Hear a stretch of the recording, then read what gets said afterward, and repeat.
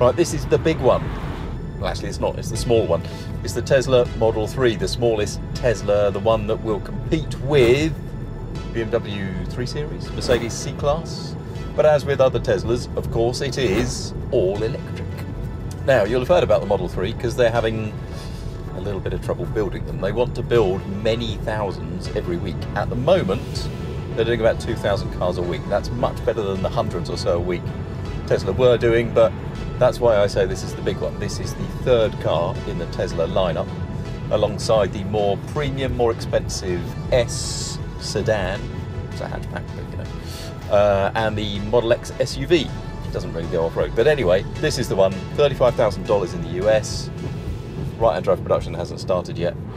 It is the car that will take Tesla, they hope, into the real mainstream, and crucially, will start the company making decent amounts of money. The money that this rolls in can then be invested on other products, and then it works like a proper car company. You sell cars, you make money off those, you invest that in making new cars, yada yada yada. But most importantly, for the likes of you and me, what is it like as a car? Well, there is quite a lot going on this large touchscreen in front of me. It's where all of the control systems go on. Other than that, there is no switchgear other than 2 column stalks plus 2 dials on the wheel that do different things depending on what you've got going on the big screen. As time goes by, just having a touchscreen worries me slightly, because you need to brace your finger against something to use it properly, and it distracts you from the road a little bit. But as screens go, this is large, it's highly visible, the graphical interface is terrific. This then is the main infotainment screen, and it is brilliant. This is how it works. This bit on the left shows you the car status, and the bit on the right varies. So you can open the doors, you can open the boot, you can open the filler flap. It shows the speed up there, the battery charge there. If you want to know how much extra charge you've got, that's the full battery details. How much you've spent, schedule the charging there, set the charging rate there, and then get rid of it by pushing that one, like that. Now, this bottom bit you can swipe across. That controls the wipers. This is a trip computer which shows your energy usage and that malarkey. This is, I don't know, I even know what that is, proximity sensors maybe. The main drive modes come up on the right-hand side here. If you want to change the mirror angle, if you want to put the lights on differently, you go to this sub-menu here. For example, that's how you change the mirrors. And now back up here again. No, this is, oh, God, crikey, hang on a minute. That's how you change the mirrors, like that. And then you use these little nipples on the steering wheel. And if you want to change, say, the acceleration mode or the deceleration mode, or whether you get creep, you go into this sub-menu here. But the cool stuff happens when you get rid of that again. Here is Google Maps. It's really very good. It's so quick, you can swipe it just like you do basically on a smartphone. And it will search just as quickly on a smartphone as well. So, and you can pinch and zoom out. Now, if you had no phone reception like we had here, you might get the odd grey spot, but by and large, this is a really clever, excellent piece of kit. Now, you push that button, that brings up all of the Tesla superchargers plus other chargers. You can put it into proper Google Earth view, and if you've got phone reception, you'll even get real-time traffic updates, and you will know how good they are from your smartphone. Finally, then, you can adjust the temperature down here, and these air vents are quite cool. It sweeps all the way along the dashboard, and you can diffuse it by swiping left and right along there. Heated seats, heated windscreen, telephone here if you've wired it up, audio there, and I'll be honest, the whole malarkey is one of the best systems in the business. So that's the overview. What I love about that screen actually is that it gives the rest cabin this really beautiful, easy, simple, plain, elegant overview. I like that a lot. The fact that this car's mechanical layout is as it is also means there is loads of interior space. What is the mechanical layout? Well, it's a different platform to the Model X and the Model S, which share the same architecture, but it is still kind of what they call that skateboard architecture. Got an electric motor at the back driving the back wheels. Got a load of batteries underfloor all the way from the back wheels to the front wheels. It's got a boot at the front, it's got a boot, larger boot at the back. It's a very practical, very spacious car, thanks to not having to get an internal combustion architecture into it at all. So there'll be 2 options. One is a 50-ish kilowatt hour battery, another one is a 70 kilowatt hour, but it's actually more like 75 kilowatt hour battery. What it means is the standard one will have a range of about 210 miles on the US drive cycle. The larger battery version, which this one is in fact all Model 3s being built at the moment are, have a range, advertised range of about 300 miles. And in these conditions, when they're new, they will do it. As time goes on, you know how batteries are because you use them in your phone. You know what they're like when they're cold, you know what they're like after a long time. That range will get depleted. That's something that the car industry in general, I think, hasn't quite got to grips with yet.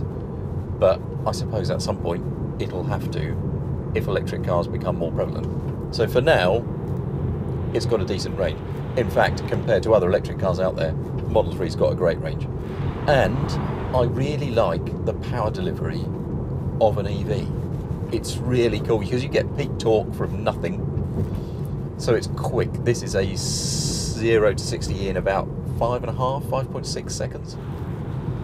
So it's pretty rapid. And the power delivery is really smooth, really even, and of course, really quiet. And I know, even as a car enthusiast, that's quite nice. So we're driving it in the US, but what I've tried to do, because look, Autocar is traditionally an English magazine, but I know what it's like on video, you could be anywhere in the world. But what I've tried to do really is search out a bit of road that is representative of a kind of British country road, on which the Model 3 is fine. Actually, the ride is a little bit brittle, but that's so typical for EVs. This is only a 1700 kilo car, which is quite a lot in its class, but actually it's not that much in the grand scheme of things. So I don't know why it's so hard to get really good ride quality into electric vehicles, but it just seems to be a thing. The rest of the steering, ride and handling is fine. I wouldn't want to say it is any better than that, but I wouldn't want to say it is much worse than that. But what comes with having all those batteries down low is quite a low centre of gravity. Steering system that is just about 2 turns lock to lock, but it weights up nicely off of centre. It's responsive, it's accurate, but it's not nervous at all. I can change the weight via this bit in the middle. Sport's too heavy for me, Comfort's a bit too light for me, so I'm kind of leaving it in standard. When I lift off, there's 2 options there as well. You can have it in a sort of low regen mode, or you can have it in a higher regen mode. So as soon as you lift off, you get quite firm deceleration, but you get used to that very quickly. I quite like that, actually. And all of that makes the Model 3 plus the sort of level 2 semi-autonomous stuff that it has on the highway actually makes it a very relaxing car to drive. I mean, they call it autopilot, but you've got to have your hand on the wheel. You've really got to be paying attention. But its lane keep assist is actually pretty good by global automotive standards. It's not a sports car, it's not a sports saloon. There is a lot to like about it, but it is not as good to drive as a C-Class or a 3 Series. Question is, how much does that matter? I'm not sure it matters that much. This is a good car, this is a likeable car. I am by no means a Tesla fanboy. I've got my concerns about the company because it needs to start making money, and it needs to start making money in decent order at some point. When we first road tested the Model S, we used a line at the end of it, which was, "This car is incredible." Now that quote ended up on Tesla's website, but slightly differently. It ended up saying, "This car is incredible." I think credible is a better compliment than incredible. And that continues with this car. This is a credible alternative. An EV isn't yet for everybody. If you've got doubts, it's probably not for you. If you're confident you can run one, happy days, you run one. If you want to, I don't think you'll find a better car than a Model 3. I think this is a really credible, yes I do mean it, credible electric vehicle. It's a proper car. It just needs to be built in larger numbers and properly. Like spending lots of time in this car. What I don't want to have to do is spend too much time standing outside it. And to be fair, Tesla has put more into that effort than anybody else. And it has spent loads of money. And when you look at the balance sheet and the losses and you think, oh my God, they're mounting up. Think how much they have done for the advancement of the electric vehicle. It's not to be sniffed at, is it? That business model has yet to prove its complete worth and credibility. But by God, you can't fault for a moment the effort they have put into it. For videos at least every week, don't forget to subscribe, and we're at autocar.co.uk all the time.